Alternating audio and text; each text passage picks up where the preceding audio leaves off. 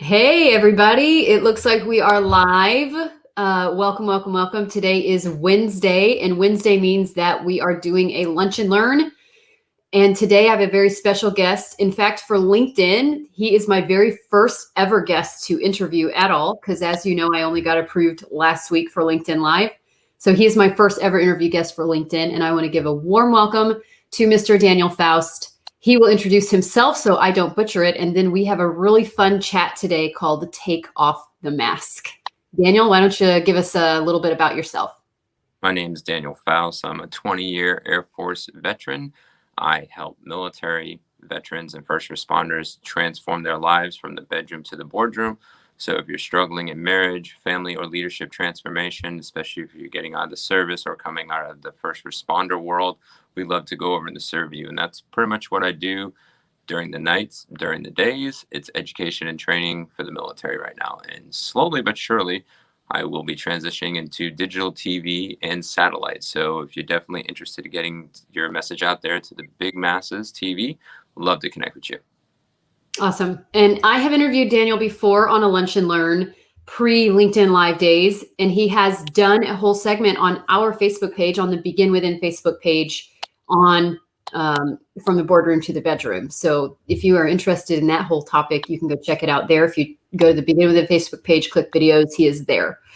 So Daniel, we have a really fun, I think the title is super catchy and clever, Take Off the Mask. So tell us a little bit about what that means. And I'm assuming it doesn't mean anything about COVID-19.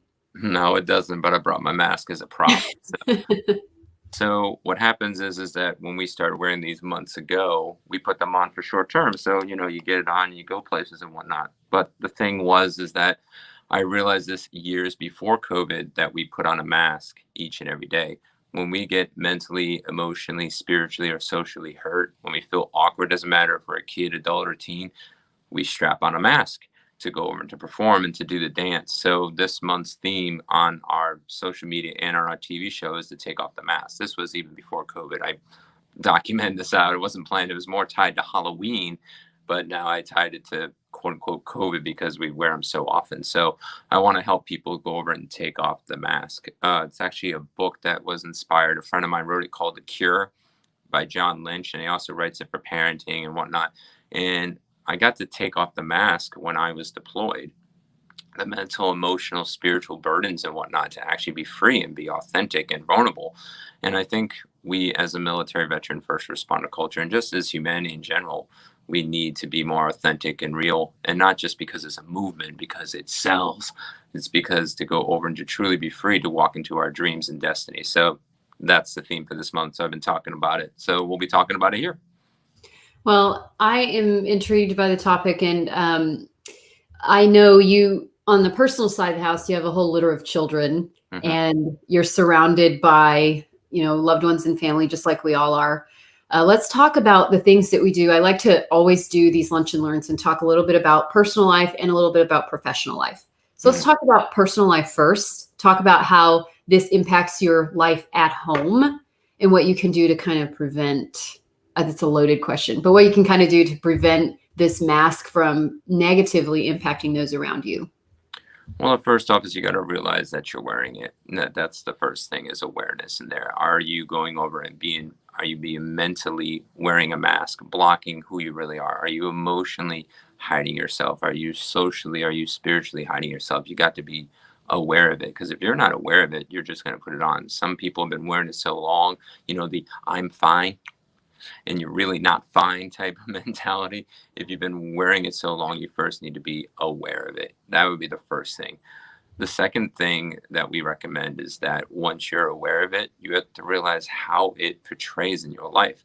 Are you going over and hiding yourself emotionally to not get hurt? Are you hiding yourself spiritually because you're concerned on what other people are going to think? Are you concerned about it mentally because your thoughts might scare your spouse or your kids?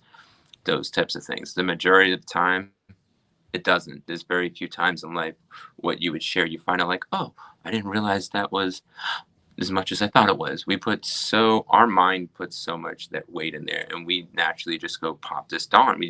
We don it on, and we're like, you're in the shower right now. Why are you wearing this thing?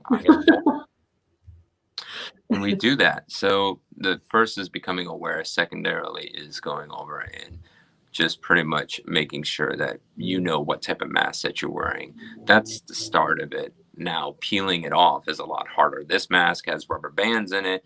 If you're wearing a gas mask version of the mask, metaphorically speaking, it takes a little more work to work off. So we get into more of that as we go along. That's the harder part, but being aware and then also knowing what type of mask that you're wearing, those are the two first things. And we usually typically recommend in the bedroom. Our whole series goes from the bedroom to the boardroom, so you want to watch our other episodes in the bedroom to get more tips to know what it applies to in the stories. And then we're this week we're tying them into the living room, and then next week we'll do the boardroom. But yeah, you got to know that you're wearing it. You got to know what type of mask. You got to know the basics first Mhm. before even diving in, just ripping it off, because you might have put this on because of trauma. You want to get through the trauma. You don't just want to rip it off and go, yeah, you know. So those are the first two tips I'd give. And so, what is your tip on once you recognize it, once you're kind of aware that you're using some kind of a strategy, a self protection strategy? Mm. What's the first step to kind of being more vulnerable? Well, you start with the smallest thing. So it might be just going over and expressing your love or your hate or disdain or whatever that thought is with your spouse. I always recommend with the spouse because it's the person that you should be most vulnerable with. Obviously, going to your boss or going on LinkedIn Live is kind of not the first step to go over and do. So, want to find that person that feels safe, that can give you that. Now, if you might be wearing it because of your spouse not giving that safe place, so you might need to go find someone else if it's not that place.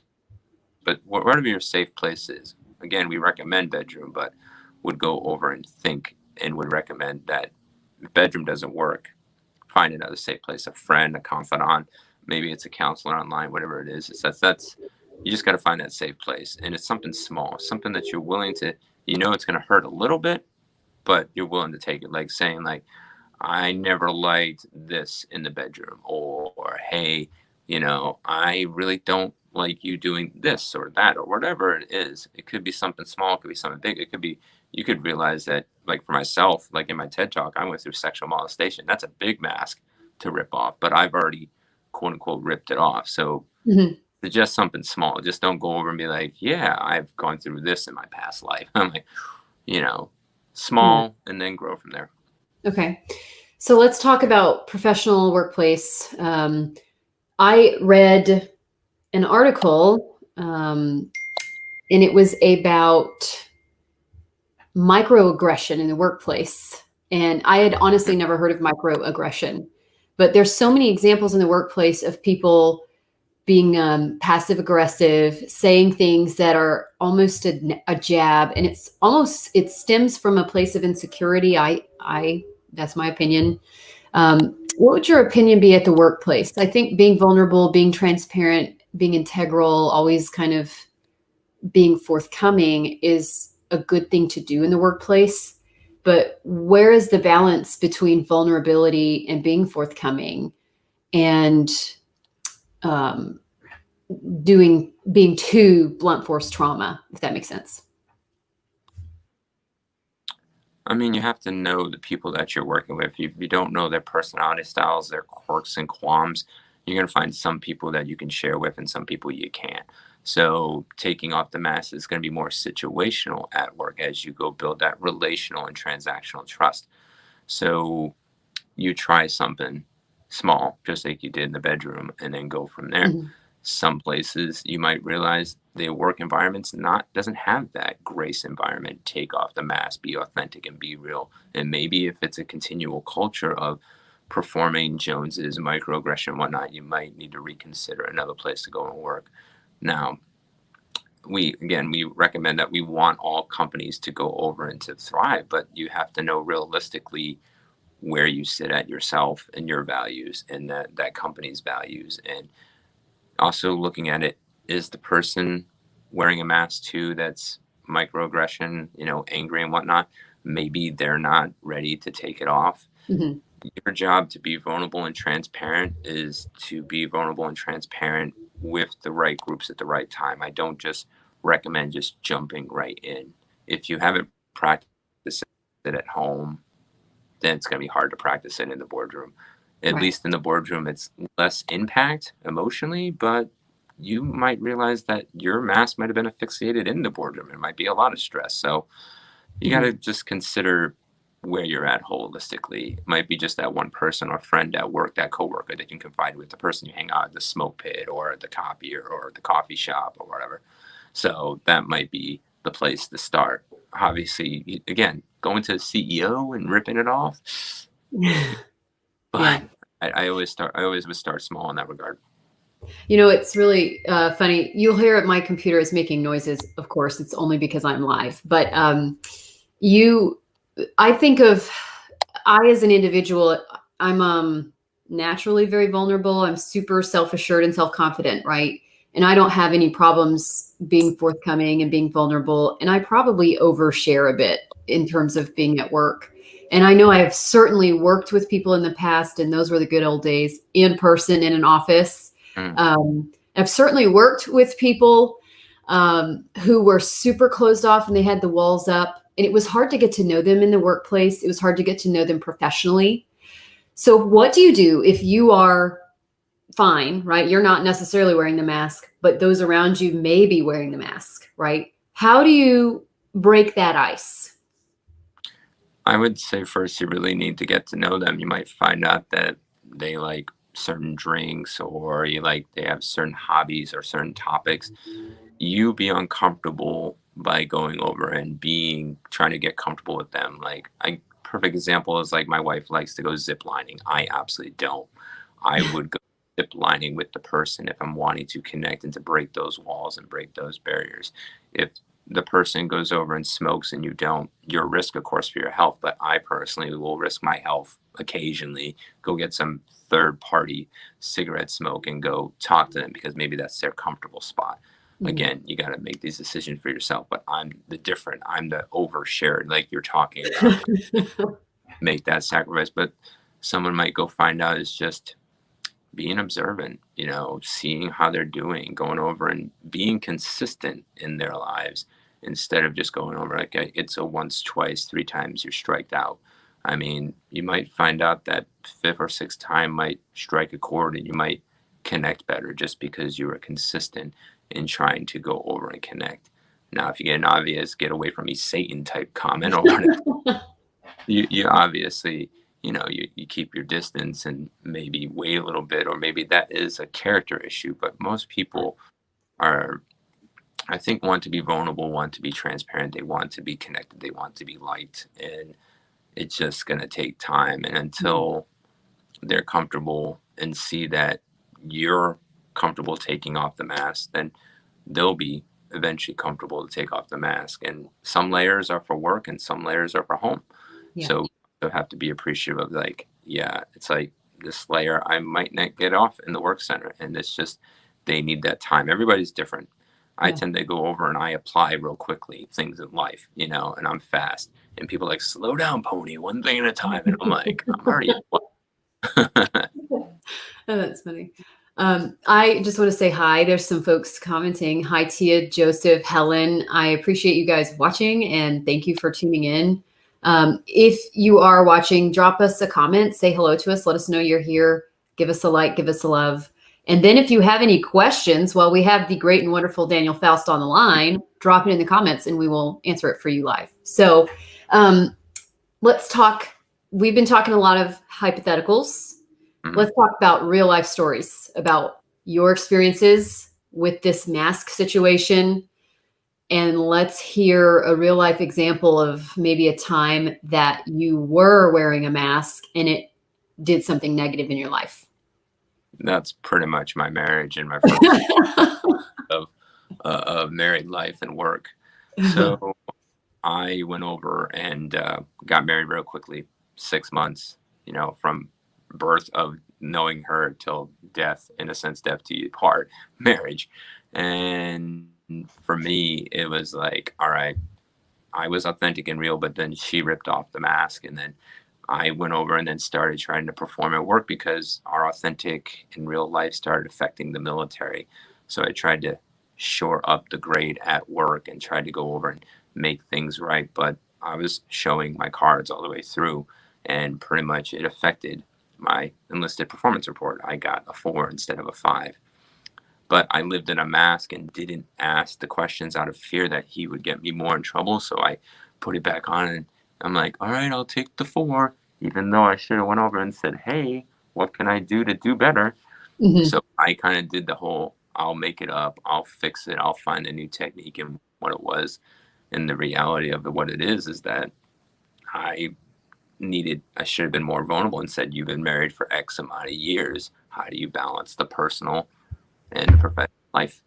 I didn't ask those questions. So I put on the mask, and I affected my performance report. I wasn't playing chess at the time. I was playing checkers with my marriage and my new military marriage. I was just literally, as things go, I would go over and do that. So I had to go over and learn and say, and be vulnerable now with new leadership and new opportunities, is where's the lines, go over and sit. Because guess what? You can get a job. I mean, after, for me, going through 70 jobs, and you get people work all the time, is that the thing is that, you don't want your life to be destroyed by work, and you don't want your marriage and family to take the impact because of a job. They should both be synonymous, working together. You go to work to provide for your family, so you have those opportunities. So for me, I was like, I donned on the mask. I performed. And when I first got out of the service, I did the same thing. I went over, and people were like, you need to wear a suit and tie and all these other things to go over and to get work. I'm like, it depends on the work scenario, Mhm. you know? And I would, dress up and be all P's and Q's and everything else, but people knew. People knew. And you wonder why just certain things didn't work out, or things didn't go certain ways, or when I tried to put on a mask to connect to all civilians and try to use my business. That was another place I put a mask on. And I'm like, I will be the civilian marriage consultant, wearing combat boots, khaki pants, and a button-down shirt. that that typically doesn't resonate with, civilian churches, and they knew I was quote unquote faking it until I made it. So even though nobody said anything, I didn't get a single bite. If I would have just been authentic and was be who I was and not try to perform to them, then I would have did better in the long term. People are either going to like you or not going to like you. And the thing is it's okay, you know? And those Mhm. people that are going to be that room of grace, as it talks about in the book of the Cure, that you get to be who you really are, work through your junk, and then find your dream and destiny. You'll find those people that will connect with and resonate with you. We talk about this all the time. I'm like, hey, be authentic and real on your social media. Show you're alive, so then people like you, so then you can grow your business. Well, it's the same thing, is that in a sense you're taking off the mask. Let them know who you are raw. I've gotten the best lives when I've gone raw. It wasn't purposely planned. I didn't go, I'm like, let's go raw to get ratings. But Oh, that's in funny. the long run, your bedroom, living room, and your boardroom situation works authentically better when you're just raw and real. So why go don this thing if you don't need to? Obviously, in a social situation, for your safety and health and CDC, so they don't think I'm confused, put it on. But in the sense of mentally, emotionally, spiritually, socially, take it off, but take it off in your own time. So Mhm. Yes, disclaimer, we are not talking about physical face masks. We are talking about an invisible shield that people put up. That is what this whole live is about. So don't go out in public without your mask on, pretty please.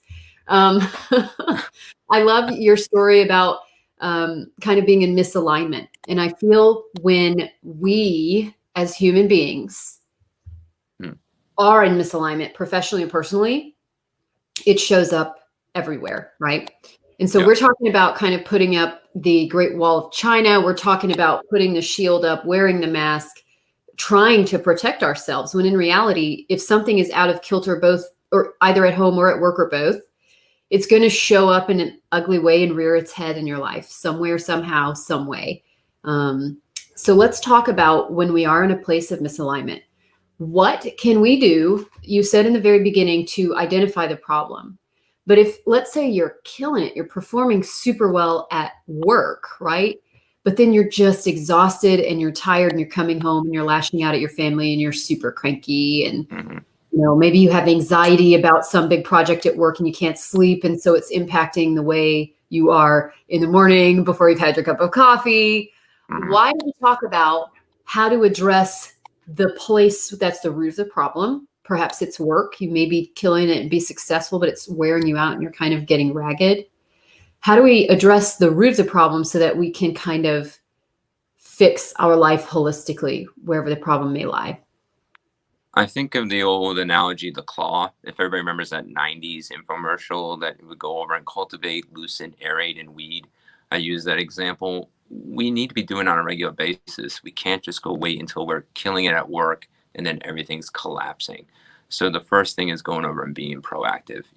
And not just the facial medication, but being proactive. You have to. When I say cultivate, you have to cultivate a culture that you're continually, metaphorically, taking off the mask and ripping the roots out and figuring the roots, like the roots of things that I've done in the past. Let's say lust, for example, because that's the most prevalent one for me. It was roots of loneliness. I really had to go dig deep. That was cultivating. And then loosening it is getting the temptation out. Aerating is bringing things of life, that stuff that's not that. And then weeding it is constantly, if there's something that comes up, I go pull that out. So the person that's at home that's going over and say they're sucking in the bedroom, they're sucking in the living room, but they're killing it in the boardroom, they have to go figure out and start actively cultivating that culture of saying, I don't want this anymore. So I don't want to suck in the bedroom and the living room. It's being honest and saying I want that, because the person that keeps doing it, they keep asphyxiating back on that mask and then like everything is fine. If they say that and they're not willing to admit it, nothing changes. So they have to cultivate that culture that says, hey, I'm going to take off the mask. I'm going to loosen these things that are taking out of my life. I got to really look and say, hey, what boardroom operations do I need to be there 16 hours a day compared to 8 or 10? Can I go over and hire an administrative assistant? Can I learn an IT hack to save myself time? Like, even for me to bring more family time, a lot of my lives, and I'm telling a secret, they're not live. They're actually software that sends it live, and then I answer afterwards. It's an amazing thing that StreamYard and also Restream can go over and do. So I'm always finding ways to say what things can take me out. So I go leverage those. And again, also weeding those things out. And a good is to even have accountability partners. So maybe it's your spouse that's going to help you. Maybe it's a friend. Maybe it's a person that does coaching that realizes like, hey, you're a multimillionaire at work, but you're a dollaraire at home. You're like, what? And then they speak into your life and they help you with the claw if you can't go do it yourself. So that's where I would recommend to do that. So as simple as not coming home on time could be looking at that and saying, what's preventing me from going over and doing that? But again, you got to be open. You got to be introspective. It's not an easy process. So if you're not introspective, find someone that you trust that is introspective, that can be that claw for you until you learn how to use it yourself. It's like the infomercial. We show you how to use it, and then you do it. It's every infomercial. Use their education, and then you apply. I love the gardening analogy. I love to garden myself, and it is such a visual representation of problems that can go wrong in your life. And I like how you've used this example. So in terms of, we were talking about using an accountability partner. I, earlier this year, recognized a need in my own business for accountability, right? And so I had kind of piecemealed a group. Like, hey, we're going to do an accountability group. Let's get together and it'll be a whole thing. And I had this whole Google Drive and I had 5 or 6 people in the group and we did a couple of these events, right? And the idea was to talk about our businesses, get to know one another's businesses, and then, say, here's the true goal. Here's what we want to accomplish. You guys make sure I do it, right? Well, then, of course, this whole year's been a total crapshoot. And so that kind of fell off the wagon. But the idea Yeah. was that there's power in numbers, and the more people that you have holding each other accountable, being vulnerable, taking off their mask, the more likely you are going to do the thing you said you were going to do. Whether it's, I think there's a lot of reasons, whether you're doing it because, oh my gosh, these other people are judging me if I don't do it, or, oh, I have a deadline now and somebody's actually on the other end of that deadline going to ask me if something doesn't turn up. I find that in entrepreneurship specifically, and you can probably, speak to some entrepreneurship, it's not the same as being physically in person with your boss hanging over your shoulder. You don't have the same accountability structure built in your, like, me as a small business owner, being the leader of that business, I'm supposed to be doing that for my employees, but nobody's doing that for me. So let's talk deeper about accountability. I think there could be some deep-seated issues with anybody in terms of showing up, pretending like it's all okay, and needing accountability. How do you break the ice and ask somebody to come in and do this for you? Not everybody probably feels comfortable at all asking for help. And then especially when you're saying, hey, I need you to do some work for me and actually hold me accountable and pay attention to what I'm doing, because people's attention is the most valuable commodity we have, maybe besides time. So let's talk about, if you're in need of help, if you're in need of accountability as a business owner, as an employee, as a husband or a wife or whatever it may be, how do you break that ice? How do you ask for help? How do you get accountability? Well, I would say the first thing is that, again, you got to want it. That's the first thing. The people probably invited into the group maybe had an initial heartstring pull for it, but they truly didn't want it. And you also, when you bring in accountability, you have to allow them in parts of your life that make you accountable. So let's say for myself, Facebook Messenger is the best. So I use that, and that holds me accountable in there. But email, I'm really bad at, not on the middle side, but on the civilian side. Email is really complicated for me. So that's another thing about accountability, is that you have to give the person or group the right for accountability that you're going to be accountable at. Because let's say, for example, you use Slack, which is a great tool for accountability, and it's a group, and it's an app. But the thing is, if the person's really not a Slack user, they're really not on board with it and everything else, you don't get that person. It's like, you ever get those voicemails? It's like, send me a text. Don't do anything else, but send me a text. That's what keeps them accountable. They're giving context clues on how to stay connected with them. Additionally, you have to build the relationship. Everybody thinks like you just need to be professional all the time. No, you gotta build the personal side, so then they build that emotional and transactional trust that they're willing to now be accountable.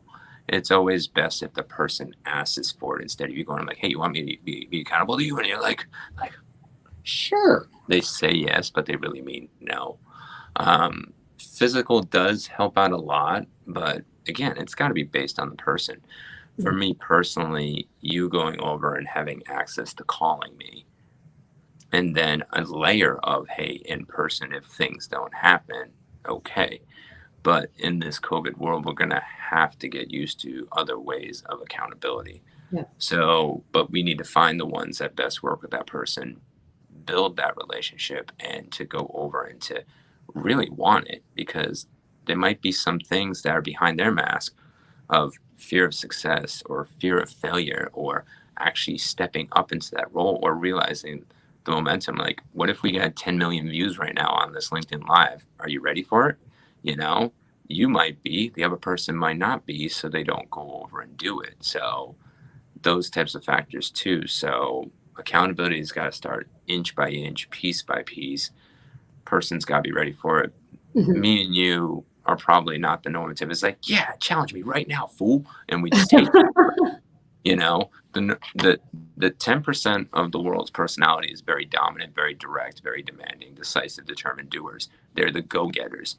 Think of someone either in the professional space, personal space, political space, religious space, wherever you want to go and think. That's not the normative. Most people want to stay in their comfort spot. So we have to contextualize tools that are going to make them comfortable, but then challenge them at the same time. So it might be the annoying text for them. It might be the email. It might be the phone call. It might be the presence of the office, of seeing how they're doing. So you want to find that group that is the same. So if you get a group of 6, what keeps you most accountable in that group? Yeah. If you everybody a different way, I Yeah. wouldn't make it a group. If everybody, hey, text all works for me, and then you see fruit of it, then that's a good group to start with. So that's just at least some thoughts. Yeah, I really like it. Thinking about me as an individual, I'm the subject matter expert on myself, I guess. Mm-hmm. I don't function well whenever people aren't communicating with me the way I like to be communicated with. And so it makes sense what you're saying about find a system or technology or a process that works for both parties involved. And then I think about kind of running this out in the workplace. If you are the manager of a team, let's say of 10 people, and all 10 of those people have different preferences on the way they like to be communicated, it makes your job really hard to hold them accountable for their work. And so I think coming from my hat of talent and retention and attracting the right people to the positions you're trying to fill, I think it starts with who you're putting on the bus. Who you're putting on the bus, the types of folks you're surrounding yourself with in your personal life and professionally. So it's a really deep subject. We could go into that for days, I feel like, about how to get the right people on the bus. But first, I think starting where you're at and recognizing at all, here's how this person likes to be communicated with.